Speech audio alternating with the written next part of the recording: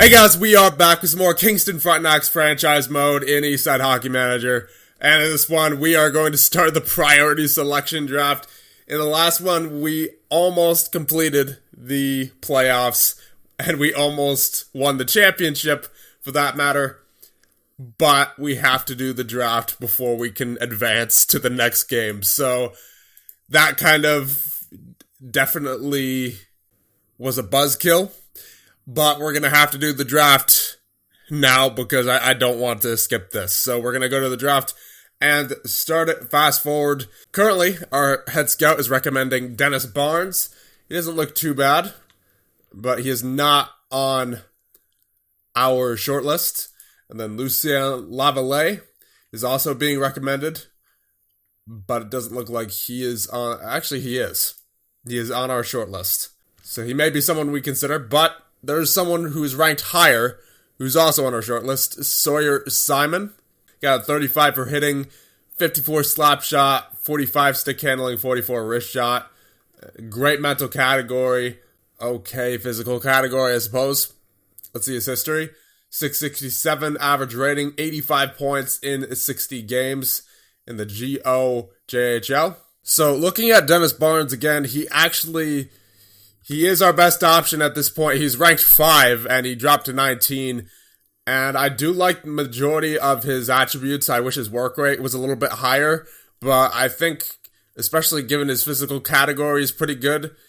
And with how much of the technical categories in the orange, I think he could get away with the slightly lower work rate than I like on a player.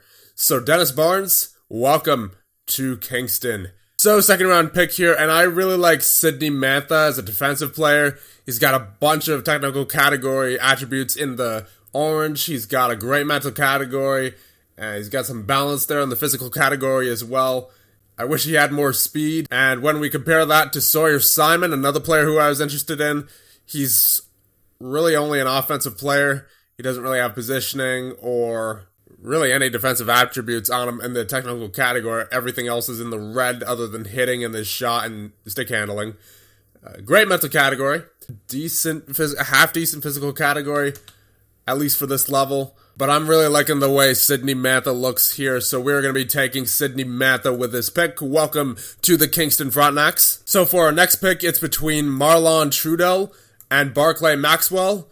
And I really like the way that Barclay Maxwell looks. We take a look at their comparison. Barclay Maxwell, he is a bit more of an offensive, a bit more of a playmaker. He's got the off the puck passing and stick handling much better than Trudel. And then Trudel appears to be more of a sniper. He's got the speed over Maxwell, but Maxwell has the strength over Trudel.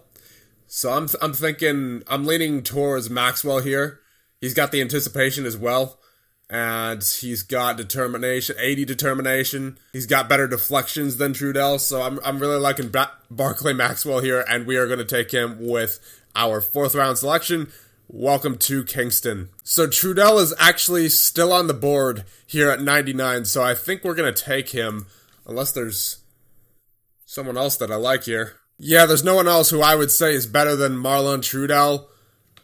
So we're going to be taking him with our 5th round pick. Welcome to the Kingston Frontenacs. So we're going to be taking Jean-Christophe Cloutier here, because I really like his mental categories. That got that 99 work rate, 85 determination. He's got the 57 anticipation, so that might help him out a little bit as well. So we're going to be taking Cloutier here with our 6th round pick. Welcome to Kingston. With our 7th round pick, we'll be taking Mitch McCarthy. Pretty good offensive center. He's got the poke checking as well.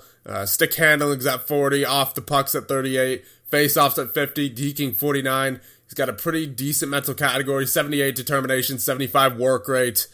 Physical category obviously could be better, but we see that out of a lot of these guys. So we're going to be taking Mitch McCarthy. Welcome to Kingston. And the last guy who is on our watch list, who I just want to make sure that we get, he's not ranked, but I want to make sure we get him, is Alex Mason. He doesn't have the greatest technical category. It might take him a year or two to make the OHL, but he does have a pretty good mental category with that determination at 94, work rate at 76, so that's really what I'm banking on for Alex Mason. We're going to take him. So we're getting to that point in the draft now. We're in the 9th round. We're to that point where we're just going to start taking head scout recommendations because there's really not a whole lot left that I truly 100% like, but there are still some pretty decent players here. So we're going to be taking Ryan Stevens as per our head scout. Welcome to Kingston. With our next pick, we're going to be taking Loic Brace. He's got some decent positioning, poke check, and hitting as a defenseman. We need some defensemen out of this draft. I'm not sure if we've taken a single defenseman just yet. I believe all of our picks have been forwards so far. Teamwork, work rate, determination, all up there where they should be. A decent physical category with that strength and balance. So we're going to be taking him. Welcome to Kingston. So we're really getting to that point in the draft now. So I'm sorting specifically for work rate, determination, and anticipation. See if there's any players who have that combination of all of those attributes of at least 50. And it looks like Brock Aiken is the only prospect here who has at least a 50 in all of those attributes. So we will be taking him with our 11th round pick. Welcome to Kingston. And now we're going to have to either knock one of these out or lower them. So I'll take out anticipation. We'll put determination, work rate back in there. We'll put them up to 60 to see what we can find. So here we're going to take a head scout recommendation in Guillaume Bernier. He's not ranked. Really no one is at this point. But we have to finish this draft. And there's really not a whole lot left, so we'll just take whoever our head scout's recommending. Welcome to Kingston. Gino Jankowski, welcome to Kingston as well, with our 12th round pick. With our 14th round pick, we'll be taking Nicholas Corcoran, and we'll be taking James Citron with our last pick of the OHL Draft. Welcome to Kingston. And there it is. We're finally done. So that's it for the draft. Now, let's finally get back to the OHL Finals, and let's see if we can win this game against Owen Sound and take home the championship for a second year in a row. And now, here we go. We are finally underway with game number 5, I believe it is. Yeah, game 5. But nonetheless, we're finally here. We went through the draft, and now we look to have this victory against the Owen Sound and call ourselves champions 2 years in a row. First period, okay, 2-2. Starkman with the goal for Owen Sound. Golovachev from Lockhart and McCulloch. And then Hall from Vaughan. And then Goyette for Owen Sound. Second period, nothing doing, oh boy. Here we go, third period. Come on, Kingston. Oi, alright, so they take it. Gray with the goal, and then McGuire with the goal, and then Martin with the goal for us. But it was not enough. So we're going to have to go to a game number 6. And we still lead 3-2, but they definitely are showing that they've been more capable this year than they were last year. Lockhart out for 10 days with the twisted knee. Come on, game. Give me a break.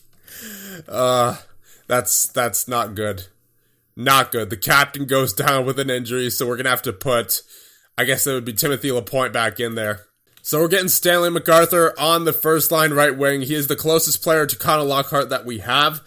So he's got and he has the NHL entry draft coming up.